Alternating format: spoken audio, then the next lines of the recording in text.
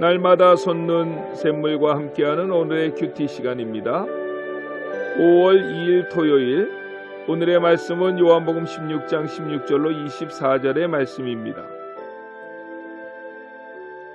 조금 있으면 너희가 나를 보지 못하겠고 또 조금 있으면 나를 보리라 하시니 제자 중에서 서로 말하되 우리에게 말씀하신 바 조금 있으면 나를 보지 못하겠고 또 조금 있으면 나를 보리라 하시며 또 내가 아버지께로 감이라 하신 것이 무슨 말씀이냐 하고 또 말하되 조금 있으면이라 하신 말씀이 무슨 말씀이냐 무엇을 말씀하시는지 알지 못하노라 하거늘 예수께서 그 묻고자 함을 아시고 이르시되 내 말이 조금 있으면 나를 보지 못하겠고 또 조금 있으면 나를 보리라 함으로 서로 문의하느냐 내가 진실로 진실로 너희에게 이르노니 너희는 곡하고 애통하겠으나 세상은 기뻐하리라 너희는 근심하겠으나 너희 근심이 도리어 기쁨이 되리라 여자가 해산하게 되면 그 때가 이르렀으므로 근심하나 아기를 낳으면 세상에 사람 난 기쁨으로 말미암아 그 고통을 다시 기억하지 아니하느니라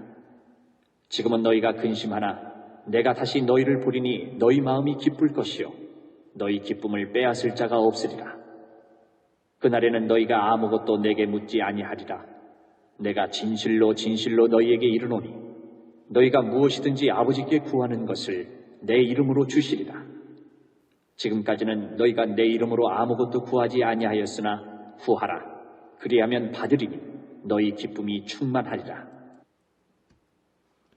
새로운 아침입니다. 여호와쳔, 하나님은 우리에게 은혜 주시는 분이십니다. 믿음의 사람들이 지닌 대표적 특성 가운데 하나는 기쁨입니다. 감격입니다. 믿노라 하면서도 내 삶의 기쁨과 감격이 사라졌다면 내 신앙이 병든 신앙이 아닌지 죽은 신앙은 아닌지 점검해 봐야 합니다. 환경과 여건을 초월한 기쁨, 그것은 구원받은 자의 확실한 증거입니다. 본문은 그런 말씀을 우리에게 말씀하고 있습니다. 16절 말씀을 보십시오. 조금 있다가 너희가 나를 보지 못하겠고 또 조금 있으면 나를 보리라고 말씀하십니다. 아리송한 말씀입니다. 그래서 제자들도 그 말씀을 듣고 수근수근합니다. 17절 말씀을 보십시오. 제자 중에서 서로 말하되 우리에게 말씀하신 바 조금 있으면 나를 보지 못하겠고 또 조금 있으면 나를 보리라 하시며 또 내가 아버지께로 감이라 하신 것이 무슨 말씀이뇨? 라고 했습니다. 그래서 18절에서는 제자들은 그들의 솔직한 심정을 털어놓습니다. 또 말하되 조금 있으면이라 한 말씀이 무슨 말씀이뇨? 무엇을 말씀하시는지 알지 못하노라 라고 말입니다. 제자들이 깨닫지 못하고 혼란스러워 하시는 것을 주님께서 아시고 그 말이 무엇을 뜻하는지 설명합니다. 19절로 20절 말씀입니다. 예수께서 그 묻고자 함을 아시고 이르시되 내 말이 조금 있으면 나를 보지 못하겠고 또 조금 있으면 나를 보리라 하므로 서로 문의하느냐 내가 진실로 진실로 너희에게 이르노니 너희는 곡하고 애통하겠으나 세상이 기뻐하리라 너희는 근심하겠으나 너희 근심이 도리어 기쁨이 되리라고 말씀하십니다. 그 의미를 깨닫지 못한 제자들에게 주님은 설명해 주셨지만 이 말도 제자들은 이해가 되지 않았습니다. 그러나 우리는 그 말이 무엇을 의미하는지 알 수 있습니다. 조금 있으면 나를 보지 못하겠다는 말씀은 주께서 곧 십자가에 못 박혀 돌아가시겠다는 것입니다. 또 조금 있으면 나를 보리라 하신 말씀은 죽은 자 가운데에서 3일 만에 부활하신 주님 그 모습을 설명하는 것입니다. 그런데 주님은 이것을 직설적으로 설명하지 않고 현상들로서 설명해 주십니다. 내가 진실로 진실로 너희에게 이르노니 너희는 곡하고 애통하리니 세상이 기뻐하리라 너희는 근심하겠으나 너희 근심이 도리어 기쁨이 되리라고 말입니다. 제자들 가운데에는 주님께서 하신 말씀의 의미가 무엇인지를 아는 제자들도 있었을 것입니다. 하지만 그 누구도 이 말을 인정하고 싶지는 않았습니다. 왜냐하면 제자들 모두가 다 예수님을 메시아라고 생각했기에 부모와 자식 전토를 벌여두고 주님을 따른 자들입니다. 이 말씀을 하시기 며칠 전에 예수님께서 성대한 모습으로 예루살렘에 입성하셨습니다. 길가에 둘러선 사람들은 종려나무 가지를 흔들면서 호산나를 외쳤습니다.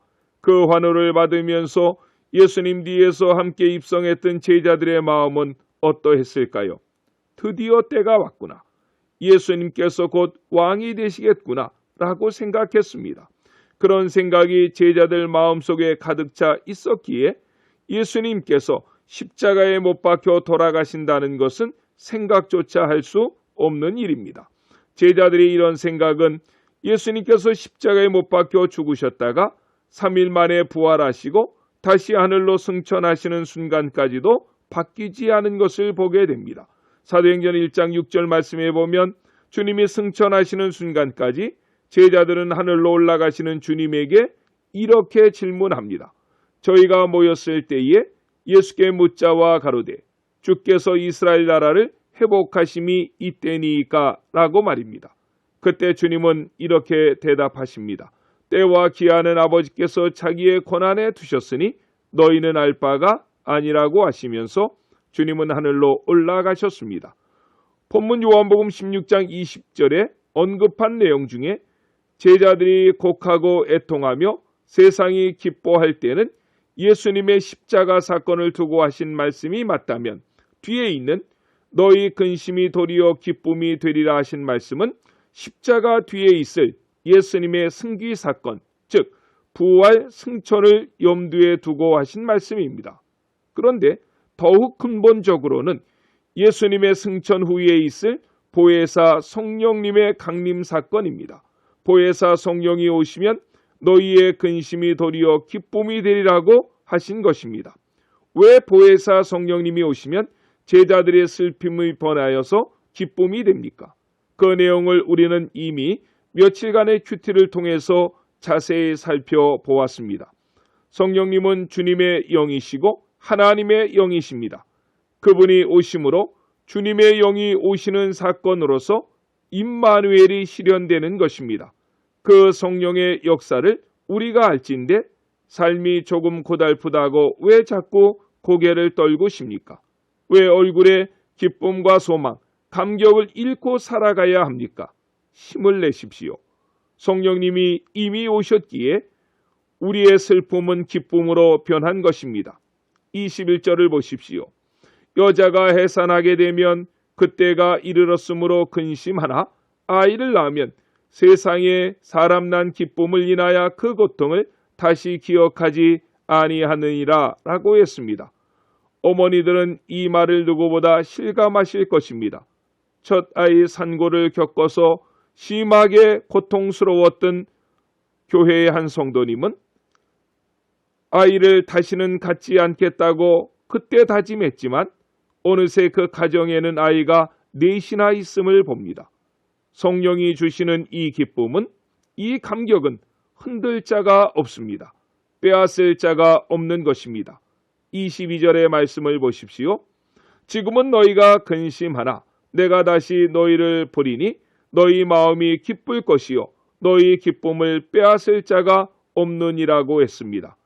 여러분들은 인생을 살아오시는 동안 아무도 빼앗지 못하는 기쁨을 가져보신 적이 있으십니까? 결혼의 기쁨, 대학 입학의 기쁨, 좋은 직장의 입사의 기쁨, 또 연세 많으신 분들은 광복의 기쁨을 들 수가 있습니다. 그러나 그 기쁨들조차도 잠시 잠깐뿐입니다.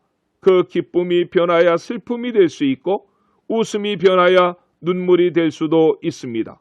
그런데 후회하지 않고 빼앗기지 아니하는 기쁨이 있다는 것입니다. 그것은 바로 보혜사 성령님을 통해서 우리에게 주시는 기쁨입니다. 그 기쁨은 하늘에서 하나님께서 주신 것이기에 세상이 빼앗을 수가 없는 것입니다. 그 큰 기쁨을 가지고 한 주간의 마지막 날을 사시고 내일은 보다 더 큰 기쁨으로 하나님께 나아가 예배하시는 모든 성도님들이 되시기를 예수님의 이름으로 간절히 축원합니다. 아멘. 기도하시겠습니다. 사랑의 주님, 감사합니다. 세상의 기쁨은 환경과 여건에서 올 때가 많습니다. 그래서 그 좋은 환경과 여건이 사라지면 우리의 기쁨 또한 사라질 때가 얼마나 많습니까? 특별히 한국 사회는 OECD 국가 중에서도 자살률은 매우 높고 행복지수는 낮으며 우울한 사람들이 많은 나라입니다. 빈익빈 부익부의 현상이 뚜렷이 드러나므로 상대적 박탈감으로 청년들마저도 청년의 패기를 잃어가고 있습니다. 세상이 주는 기쁨이 아닌 보혜사 성령께서 주시는 그 기쁨, 하늘로부터 온 감격으로 가득한 이 사회가 되게 하시고 특히 교회는 그 기쁨을 맛보아 하는 성도들로 가득 차게 해 주시옵소서. 코로나19 사태가 한국 사회에서는 더 이상 확산되지 않게 해주셔서 감사드립니다. 온 세계 여러 나라에서도 이런 희소식이 곳곳에서 들리게 해 주시옵소서.